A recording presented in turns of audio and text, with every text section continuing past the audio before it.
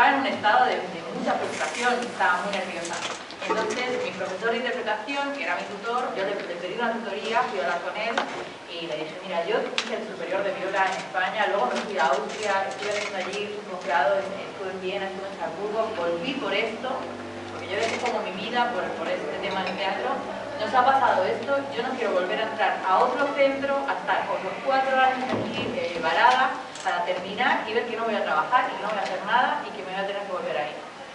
Entonces me dijo, bueno, pero ¿qué pasó? ¿Qué es lo que pasó? No será para lo que pasó. Pero le conté la historia que te acaba de contar Mila y me dijo, bueno, enséñame un vídeo o algo de lo que hacía. Y se lo enseñé y él, que ha acabado siendo nuestro director, fue un poco el motor que nos dijo, no podéis dejar esto. Tenéis que volver a juntaros porque tenéis algo muy especial y tenéis que seguir. Entonces, este es otro punto interesante. No siempre el motor va a estar en nosotros. ¿Sí? No siempre, a veces sí, eso es fantástico, pero a veces el motor es externo. A veces viene alguien y te dice, este tema, eso lo tienes que grabar. Atentos a eso, atentos a la gente que motiva, atentos a la gente que cree en ti y que te hace coger fuerzas, porque en ese momento nosotros estábamos muy hundidas, muy separadas también, porque pensábamos que teníamos la culpa un poco, inconscientemente de lo que nos había pasado, que ahora os digo, no teníamos culpa de nada, ni un poco, pero en ese momento uno se siente así. Y entonces, bueno, nos juntamos los 4 y creamos este espectáculo que estamos actuando en Maipo, cabaret. No lo hago para venderlo, pero lo digo porque me parece interesante. No, pero más allá de eso, a veces lo tengo que vender, pero aquí no lo quiero vender. Aquí me parece interesante que si podéis os acerquéis a verlo, porque es ver toda esta historia puesta, armada, desde un acto creativo y comercial también, que es otro tema importante. Entonces, bueno, ¿qué sucedió ahí? Que empezamos a trabajar los 4 y creamos este espectáculo que nos superaba por todos lados. ¿Sí? Entonces, aquí otro concepto también interesante es el lugar donde está uno relativamente cómodo, o sea, lo que es, quiero decir, yo hice mis 14 años de carrera de viola y de repente uno empieza a ser actriz y empieza a cantar y empieza a tener ensayos en un local de ensayo y hay días que uno sale al local de ensayo diciendo, esto es cualquier cosa, esto es una locura, no tiene sentido. ¿Por qué no me vuelvo a la tril a estudiar las pruebas de orquesta? Pero a la vez uno sabe que ya no quiere hacer eso. Entonces, otra idea así que os lanzo es que os escuchéis mucho de saber que queréis hacer, que os hace felices. Porque al final, eso el público lo ve. El público cuando va a un concierto o cuando va a un teatro, ayer, hago un paréntesis, también me parece que esta es una ciudad, para mí, probablemente donde más oportunidades haya de ver cosas y de trabajar con profesionales de toda la gama, digamos, artística. Y ayer estaba en un curso de interpretación y nos hablaban sobre la diferencia entre el placer y el goce. Sí, es como que el placer es que uno va a ver algo y dice, bien, me gustó, y el goce es cuando uno está ahí como que no puede parar de ver eso, ¿no? Entonces, yo creo que uno cuando sube al escenario tiene que dar el máximo. El máximo es el máximo. Y no se puede uno permitir empezar a trabajar con menos de eso. Entonces hay que estar atentos a los deseos que uno tiene. Y no pensar que como un día, hace 8 años, yo dije que iba a ser contrabajista de no sé qué, o iba a ser violista de no sé qué, o como yo estudié en Salzburgo y entonces tocaba Mozart, yo ya no puedo ser esto y lo otro, o voy a dejar, como decía antes, o voy a dejar de ser esto, ¿no? No, o sea, es potenciar en lo que todos tenemos dentro, que son un montón de capacidades y un montón de habilidades. En este camino nos metimos nosotras, ¿no? Y desarrollamos esta obra que es una obra de teatro gestual, con mucha carga de interpretación, con mucha carga musical también y también vocal. Y uno se mete en ese camino y lo que estamos ya pensando es el siguiente espectáculo, ¿qué vamos a hacer? Bueno, ya si hacemos acrobacia o tiramos un pastel en escena o qué, porque ya jugamos con eso, jugamos con los recursos que nosotras pensamos que tenemos dentro, sin miedo. Sin miedo.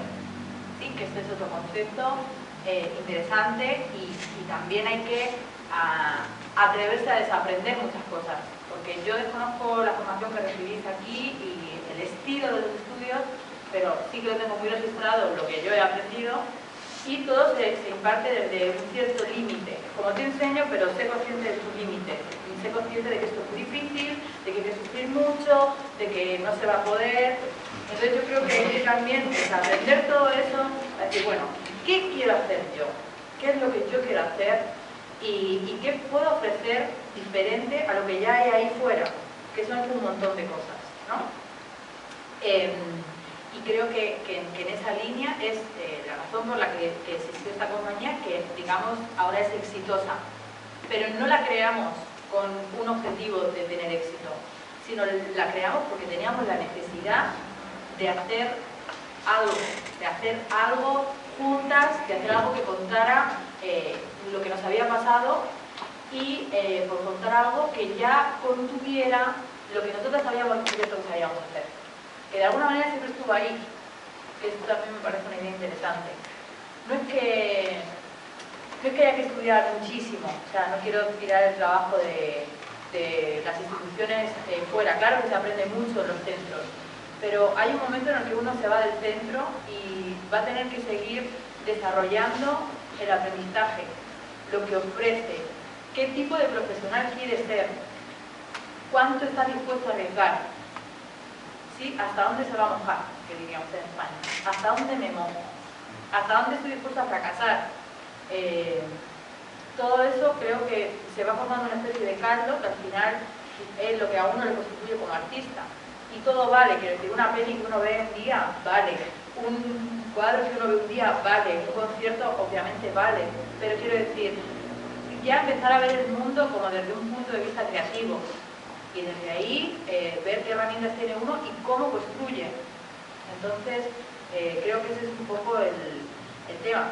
No sé cómo voy de tiempo, porque lo controlo yo. Estoy hablando me queda un poco. Y otra idea también que quiero lanzar es una frase que a mí me gusta mucho. Porque yo creo que después de aquí os iréis y vamos a estar hablando 40 minutos, ahora vamos a hacer otra cosita para que descanséis de tanta palabra. Y también queremos que nos preguntéis cosas, o sea, que pongamos ya a trabajar en común, no solo unidireccionalmente, porque yo creo que eso no va mucho. Pero una frase que a mí me gusta mucho y que intento también aplicar a mis alumnos que tengo en España es que aprobar no es aprender. ¿Sí? Entonces, esto es fuerte porque hay que ser muy honesto con uno mismo y uno tiene que saber si en realidad está en un sitio porque quiere aprobar o porque quiere aprender. Aprobar muchas veces es, os hablo siempre de mi experiencia en España, más sencillo, porque yo cuando estaba en la escuela de interpretación de teatro veía que había muchas necesidades que tenía el alumnado que no se estaban resolviendo y que ni siquiera el alumnado las demandaba, digamos. O sea, yo estaba estudiando musical, no se cantaba ni musicales en inglés, en España no hay industria de musicales, luego esta gente ¿dónde va a trabajar? O sea, el planteamiento era muy obvio. Si queremos que esta gente trabaje en musicales y en España no hay musical, enseñar a cantar musical en inglés y que se puedan ir a hacer unas pruebas a Londres o a algún sitio, pero no les enseñes a cantar cabaret en español, porque no tiene ningún sentido. Y la realidad es que la gente allí no cuestionaba eso. Entonces yo creo que uno no puede tener a los centros ni a los docentes como cuando uno va, digamos, voy a poner un ejemplo así un poco radical, pero digo, uno va al médico y te manda el medicamento que te manda y tú vas, te lo tomas y chao. No te pones a debatir con el médico de, bueno, ¿esto qué es? ¿Qué efecto me va a hacer? No sé, ¿no? Esa verdad absoluta no está en los centros de educación. Es decir, no puede ser que uno acepte y asuma que todo esto es lo justo. Entonces yo esto lo hago porque tú me lo mandas, yo lo apruebo y ya está. Porque lo que se produce es que uno entra en una especie de burbuja que en España dura 4 años, aquí puede durar 4, no sé. Hay gente que encadena esas burbujas y si se lo puede permitir económicamente, lo que se hace es que yo me hago una carrera, luego me hago otra, luego me hago otra, luego me hago otra, luego me hago otra y nunca soy profesional de eso. Y eso es, bajo mi punto de vista, es terrible, porque entonces uno está como una especie de adolescencia eterna, donde nunca al final llega la hora de la verdad de enfrentarse a un público, que por eso decía lo del tema comercial, que está como muy mal visto decir que uno es comercial, digamos, ¿no? Como que hay que ser under y así, muy alternativo y tal. Pero la realidad es que no, nosotros desde que creamos este espectáculo queríamos hacer algo que le pudiera gustar a mucha gente. Y que le pudiera gustar a gente de España, pero también a gente de China, o a gente de Londres, o a gente de donde fuera, por eso decidimos utilizar la no palabra. Y a mí me parece que el público no es imbécil, el público sabe lo que quiere, sabe conocer la realidad, también se le manipula al público, también se influencia, claro. Pero quiero decir, si un artista, si un músico no tiene en cuenta al público como por lo menos el 50% de lo que se trata el acto creativo, a mí me parece que ahí hay un problema. Porque es el sentido de nuestra formación es tocar para otro, o actuar para otro, o siempre estar con el otro, ¿no? Entonces, en nuestra formación más clásica, sobre todo, que básicamente uno le enseña a estar solo todo el tiempo, que al final significa estar aislado, es muy difícil ahí encontrar el camino. Entonces, el camino siempre está con el otro, ver qué se puede construir desde ahí, por supuesto ver qué puedo aprender, claro que sí, pero es diferente a probar, ¿entendéis? Entonces, a mí me da pena, a veces me ha dado pena cuando he visto a compañeros con potenciales increíbles, que también hay un momento donde hay un potencial que se despierta, como que se anula, es difícil que eso vuelva a generarse y a recuperarse. Entonces, básicamente es un mensaje de responsabilidad también, que lo lanzamos. Si habéis tomado la decisión de ser músicos, o de ser artistas, o de ser creadores, también tenéis una responsabilidad con eso. Y hay que estar como muy alerta todo el rato de qué estoy haciendo, por qué lo hago, para quién lo hago, en relación con quién lo estoy haciendo, ¿sí? Porque yo creo que no hay otra fórmula. La fórmula es ser honesto y como poner el 1000 en eso. Y tener mucha escucha con lo que pasa afuera, ¿no? En cada país hay una realidad, en cada país hay una demanda. Yo, os repito, estoy totalmente alucinada, llevamos aquí un mes y medio. Lo tenéis relativamente fácil aquí, porque hay muy buenos profesionales de todas las materias. Es muy fácil ir a ver un director, es muy fácil ir a ver un bailarín, a un actor, la interdisciplinariedad. Bien. Para mí es vital que todo este discurso, porque hay que buscar nuevos lenguajes, hay que actualizarse, hay que resetear y entender el mundo en el que estamos, que es muy rápido, muy espectacular, también en punto, ¿no? Muy demandante.